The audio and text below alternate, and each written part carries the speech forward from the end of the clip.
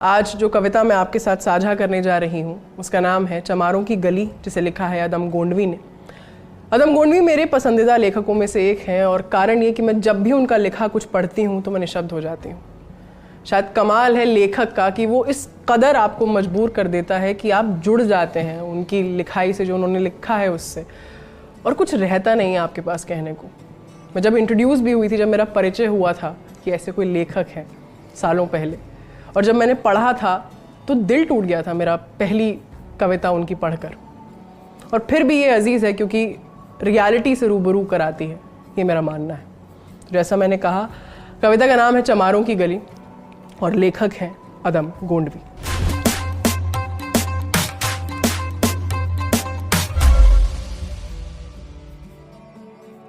आइए महसूस करिए जिंदगी के ताप को, मैं चमारों की गली तक ले चलूंगा आपको, जिस गली में भुखमरी की यातना से ऊब कर मर गई फुलिया बेचारी कल कुएं में डूब कर। है धरी सिर पे बिनौले कंडियों की टोकरी, आ रही है सामने से हर खुआ की छोकरी। चल रही है छंद के आयाम को देती दिशा, मैं इसे कहता हूँ सरयू पार की मोनालिसा। कैसी ये भयभीत है हिरनी सी घबराई हुई, लग रही जैसे कली बेला की कुम्हलाई हुई। कल को ये वाचाल थी और आज कैसी मौन है, जानते हो इसकी खामोशी का कारण कौन है? थे यही सावन के दिन हर खू गया था हाट को, सो रही बूढ़ी ओसारे में बिछाए खाट को। डूबते सूरज की किरणें खेलती थी रेत से, घास का गट्ठर लिए ये आ रही थी खेत से। आ रही थी वह चली खोई हुई जज्बात में, क्या पता उसको कि कोई भेड़िया है घात में। होनी से अनभिज्ञ कृष्णा बेखबर राहों में थी, मोड़ पर घूमी तो देखा अजनबी बाहों में थी।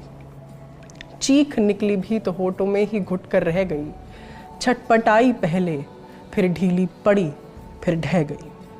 दिन तो सरयू के कछारों में था कब का ढल गया, वासना की आग में कौमार्य इसका जल गया। और उस दिन ये हवेली हंस रही थी मोद में, होश में आई तो कृष्णा थी पिता की गोद में। जुड़ गई थी भीड़ जिसमें जोश का सैलाब था, जो भी था अपनी सुनाने के लिए बेताब था। बढ़ के मंगल ने कहा, काका तू कैसे मौन है, पूछ तो बेटी से आखिर वो दरिंदा कौन है। हो कोई संघर्ष से हम पांव मोड़ेंगे नहीं, कच्चा खा जाएंगे जिंदा उसको छोड़ेंगे नहीं। कैसे हो सकता है होनी कह के हम टाला करें, और ये दुश्मन बहू बेटी से मुंह काला करें। बोला कृष्णा से, बहन सो जा मेरे अनुरोध से, बच नहीं सकता वो पापी मेरे प्रतिशोध से। पड़ गई इसकी भनक थी ठाकुरों के कान में, वे इकट्ठे हो गए सरपंच की दालान में। दृष्टि जिसकी है जमी भाले की लंबी नोक पर, देखिए सुखराज सिंह बोले हैं खैनी ठोंक कर। क्या कहें सरपंच भाई, क्या जमाना आ गया, कल तलक जो पांव के नीचे था रुतबा पा गया। कहती है सरकार आपस में मिलजुल कर रहो, सुअर के बच्चों को अब कोरी नहीं हरिजन कहो। देखिए ना ये जो कृष्णा है चमारों के यहाँ, पड़ गई है सीप की मोती गवारों के यहाँ। जैसे बल खाती नदी अल्हड़ नशे में चूर है, हाथ पुट्ठे पर न रखने देती है मगरूर है।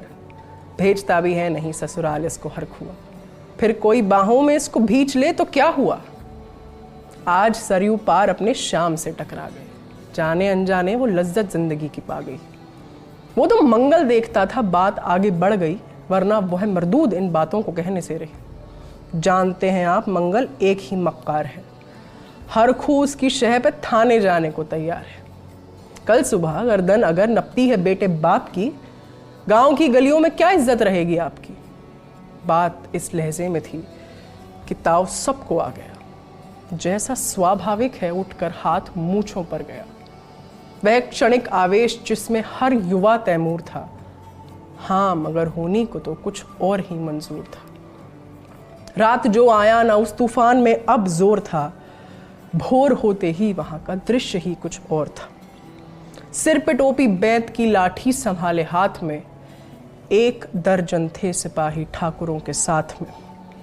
घेर कर बस्ती कहा हल्के के थानेदार ने, जिसका मंगल नाम हो वह व्यक्ति आए सामने। निकला मंगल झोपड़ी का पल्ला थोड़ा खोलकर, एक सिपाही ने तभी लाठी चलाई तोलकर। गिर पड़ा तो बढ़ के सिर पे बूट से ठोकर दिया। बोला, साले माल जो चोरी का था वो क्या किया? कैसी चोरी, माल कैसा? जैसे उसने ये कहा, एक लाठी और पड़ी और होश भी जाता रहा। होश खोकर वह पड़ा था झोपड़ी के द्वार पर। ठाकुरों से फिर दरोगा ने कहा ललकार कर, मेरा मुंह क्या देखते हो? इसके मुंह पर थूक दो, आग लाओ और इसकी झोपड़ी को फूंक दो। और फिर प्रतिशोध की आंधी वहां चलने लगी। बेसहारा निर्बलों की झोपड़ी जलने लगी। दुधमुआ बच्चा वो बूढ़ा जो वहां घेरे में था, वह अभागा दीन हिंसक भीड़ के घेरे में था। घर को जलता देख वे होश थे खोने लगे। कुछ तो चुप बैठे रहे, कुछ जोर से रोने लगे। कह दो इन कुत्तों के पिल्लों से कि घबराए नहीं, हुक्म जब तक मैं न दूं कोई कहीं जाए नहीं। ये दरोगा जी थे मुंह से शब्द झरते फूल से, आ रहे थे ठेलते लोगों को अपने रूल से। फिर दहाड़े इनको डंडों से सुधारा जाएगा, ठाकुरों से जो भी टकराया वो मारा जाएगा। एक सिपाही ने कहा, साइकिल किधर को मोड़ दे, होश में आया नहीं, मंगल कहूं तो छोड़ दे। बोला थानेदार, मुर्गे की तरह मत बांग दो, होश में आया नहीं तो लाठियों पर टांग लो।